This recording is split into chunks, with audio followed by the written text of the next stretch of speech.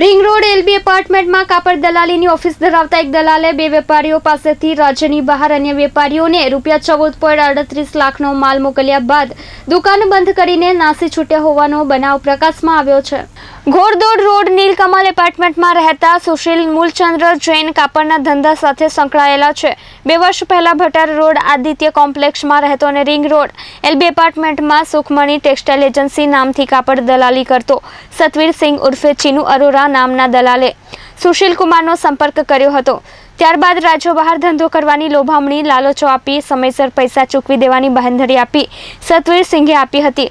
તેની વાત પર વિશ્વાસ મૂકી સુશીલ કુમારે વેપાર શરૂ કર્યો હતો।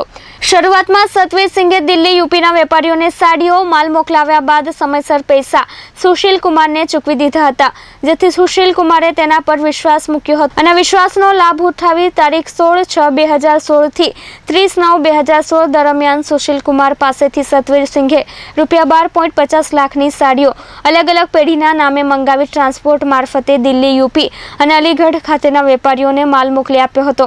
વાયદા પ્રમાણે સતવીર સિંઘે પૈસા ન ચૂકવતા સુશીલ કુમારે ઉઘરાણી શરૂ કરી હતી। તે દરમિયાન અન્ય એક વેપારી અનુપ દીપચંદ અગ્રવાલ પાસેથી પણ સતવીર સિંઘે દિલ્હી અને યુપીના વેપારીઓ માટે સાડીઓનો માલ ઉધાર ખરીદી ગ્રીન ટ્રાન્સપોર્ટ મારફતે મોકલી આપ્યો હતો, પરંતુ તેના પૈસા પણ સતવીર સિંઘે ચૂકવ્યા ન હતા। આમ બંને વેપારીઓ પાસેથી ₹14.38 લાખનો માલ ખરીદ્યા બાદ વેપારીઓ પાસેથી પૈસા ઉઘરાવી પોતાના અંગત ઉપયોગમાં વાપરી નાખ્યા હતા। ત્યારબાદ દુકાન બંધ કરી નાસી છૂટ્યો હતો। આ બનાવ સંદર્ભે સુશીલ કુમારને જાણ થતાં સલાબતપુરા પોલીસ મથકમાં ફરિયાદ નોંધાવી હતી। પોલીસે ગુનો નોંધી તપાસ હાથ ધરી છે। કેમેરામેન હિતેશ પ્રજાપતિ સાથે મયુર ઠક્કર, S24 ન્યૂઝ, સુરત।